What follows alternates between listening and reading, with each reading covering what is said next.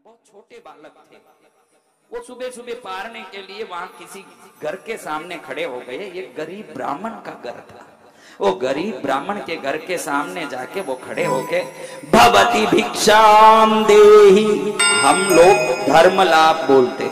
क्या बोलते? जैन साधु कभी आशीर्वाद शब्द का उपयोग नहीं करता। हमारी बहन महाराज के पास आप जाओ, कभी नहीं बोलेंगे कि घणो आशीर्वाद है थारे, सोनो बढ़ेला चांदी बढ़ेला।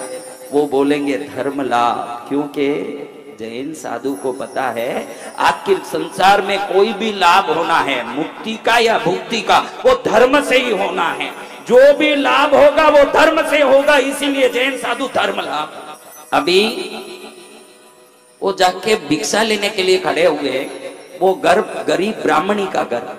वो देखती है कि मेरे पास कोई साधु आया मांगने, मैं खुद ही 7 दिन से भूखी हूं, लेकिन एक ब्राह्मण को, अपने घर में हम 7 दिन से भूखे हो, खाने के लिए भी नहीं हो, और कोई साधु आ जाए तो अपन बोलेंगे कई महाराज साहब तो आशीर्वाद देते नहीं हो और हमारे पास गोचरी लेने आ जाते हो, पहले हमारा घर तो भरो फिर गोचरी लेने आओ।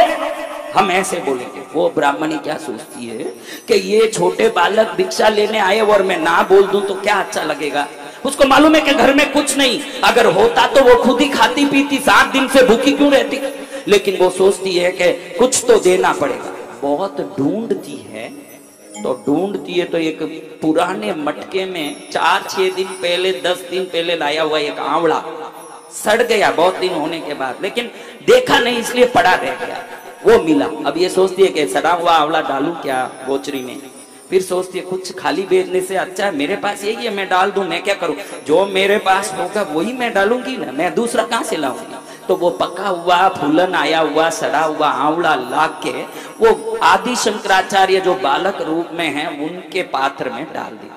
अब वो आंवला देखो तो सड़ा हुआ फूलन आया हुआ गंदा, उसको देख के वो आदि शंकराचार्य जो 8 वर्ष के बालक हैं वो सोचते हैं कि अरे इसने सड़ा हुआ आंवला डाला है, लेकिन इसका दिल कितना बड़ा है।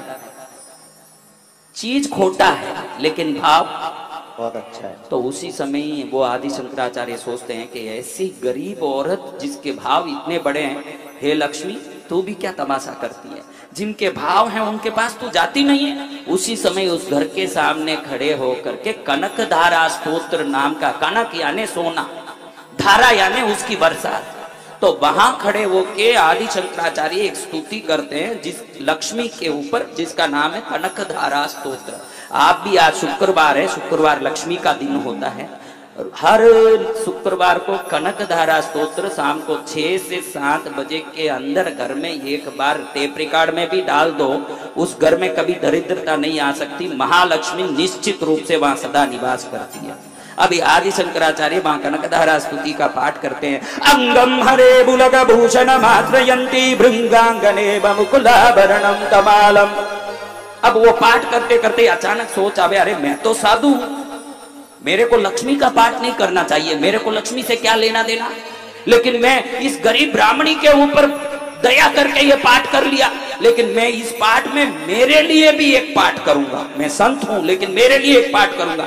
तब वो पाठ करते हैं संपत्कराणि सकलेन्द्रिय नंदनानि। संपत्ति यानी संपत्ति, संपत्ति को देने वाला, सर्व इंद्रियों को आनंद देने वाला, साम्राज्य पद महाराज पद देने वाला, विश्व का सर्व सौख्य देने वाला है अगर लक्ष्मी, तो तेरी चंदन पूजा की जरूरत नहीं, पुष्प पूजा की जरूरत नहीं, धूप दीप की जरूरत नहीं, नैवेद्य फल की जरूरत नहीं, तुझे श्रृंगार करने की जरूरत नहीं, गहने चढ़ाने की, चुंदड़ी चढ़ाने की जरूरत नहीं।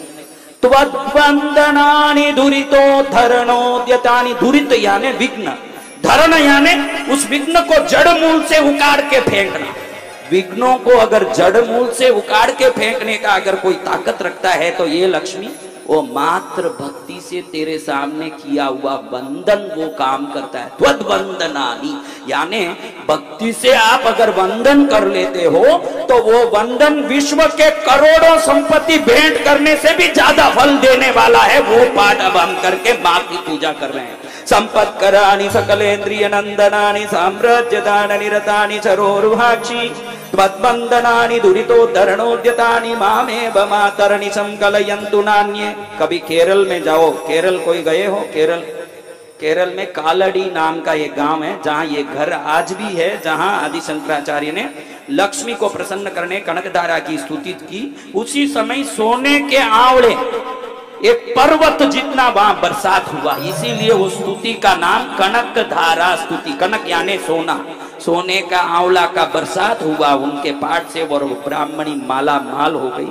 कभी साधु आए, आप सब फलोदी में बैठे हो, सोचना मत के बच्चावत परिवार चौमासा करा रहा है तो बच्चावत परिवार अपने आप संभालेगा। संतों को संभालने का काम हरेक सज्जन का, हरेक श्रावक का, हरेक श्राविका का। भले ही वो चौमासा करा रहे हैं, लेकिन 2 रोटी अपने घर से ले जाके गुरुदेव बोराओ, मरासा बोराओ, अपने हाथ से उनको 2 रोटी भी बोरा के वापस आओगे, तब आप संत सेवा के भागी बनोगे और आप भी सोने के आंवले के बरसात को अपने जीवन में देख सकोगे। संतों की सेवा करो, कब देख पाओगे?